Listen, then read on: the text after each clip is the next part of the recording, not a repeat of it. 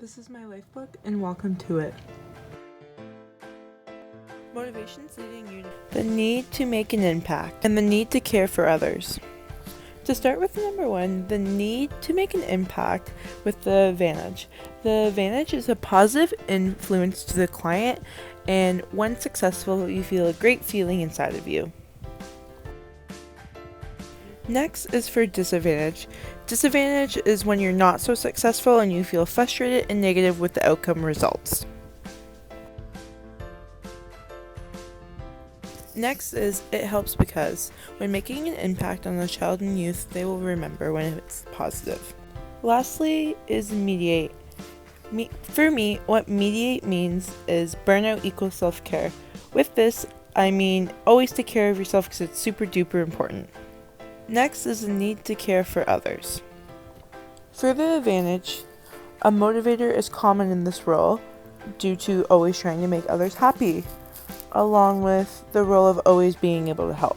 For disadvantage, it could be dangerous when kids are watching you because they might end up burning. Or it helps because children and youth understand the feeling of care once you show them what care is like for them.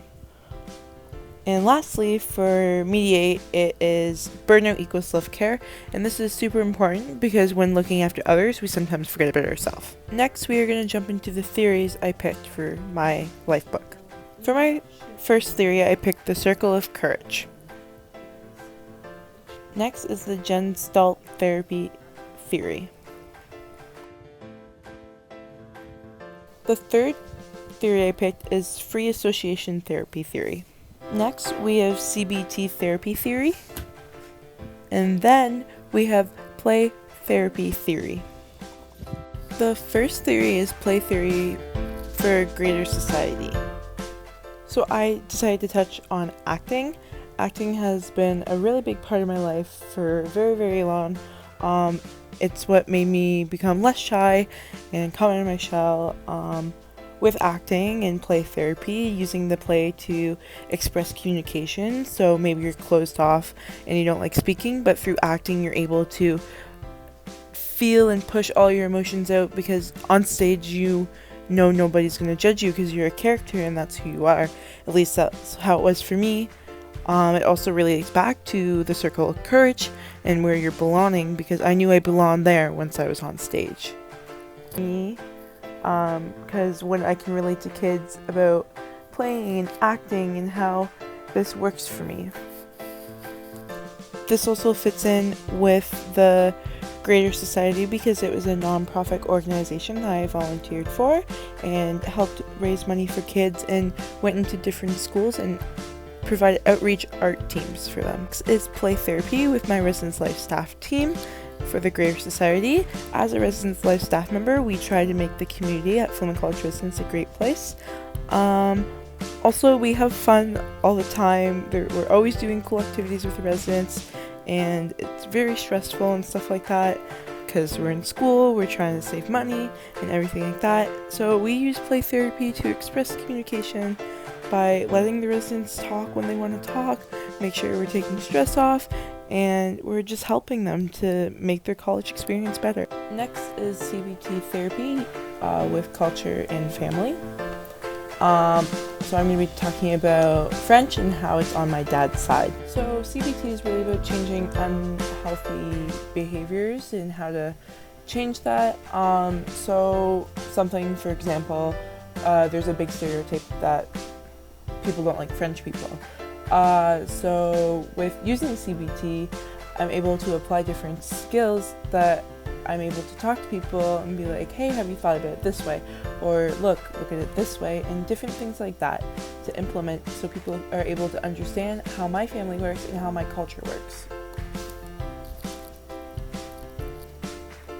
So next I will be talking about free association therapy, and I'll be touching on the family portion, and I'll be talking about mostly like my dad in this part.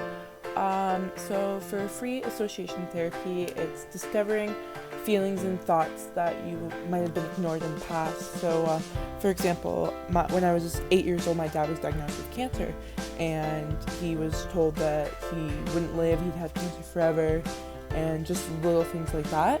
And because of that, I've always felt like I've needed to try and hide things and keep it to myself because I'm scared to open up because I don't want to be able to lose that person or that family that I am with.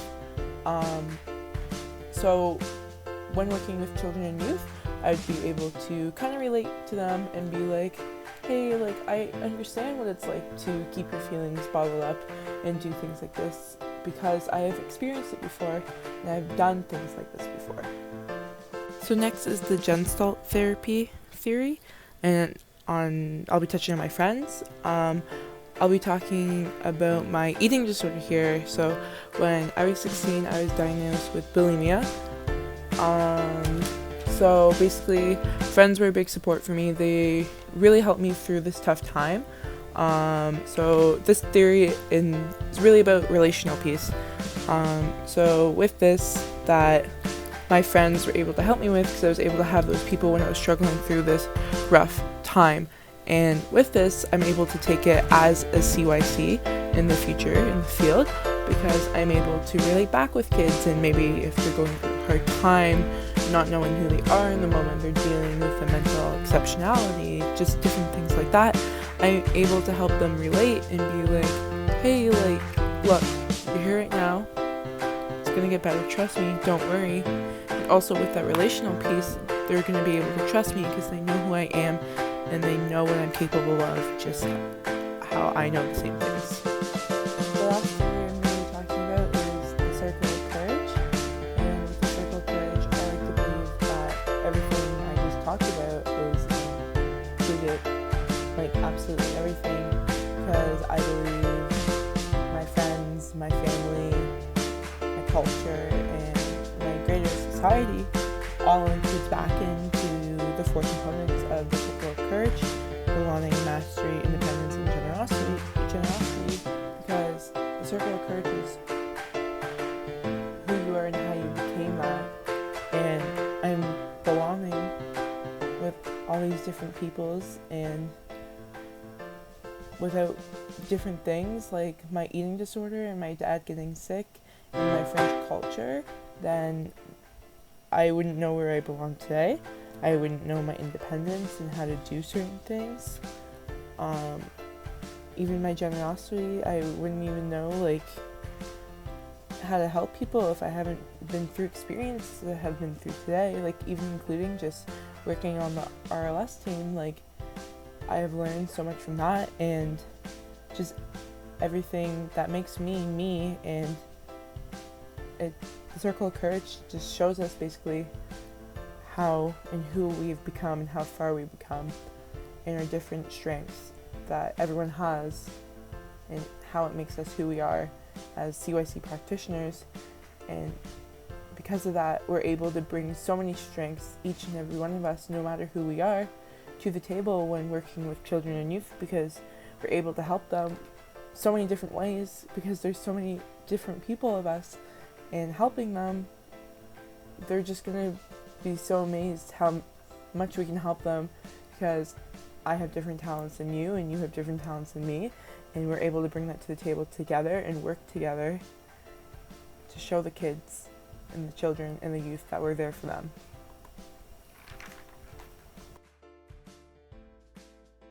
Next, I'll be talking about 2 developmental goals for myself.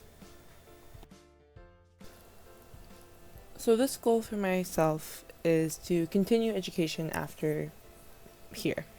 So after being graduated from the CYC program at Fleming College, I would like to continue my education to 1 or 2 things.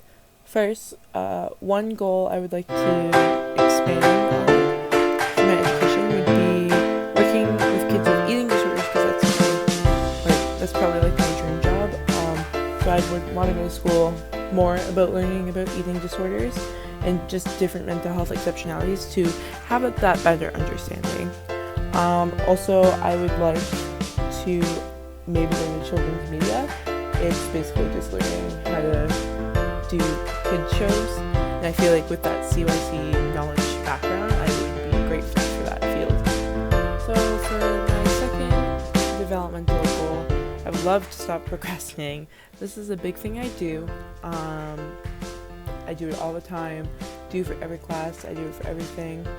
I want to start getting on top of things and start doing things beforehand so I'm not stuck doing it the last minute.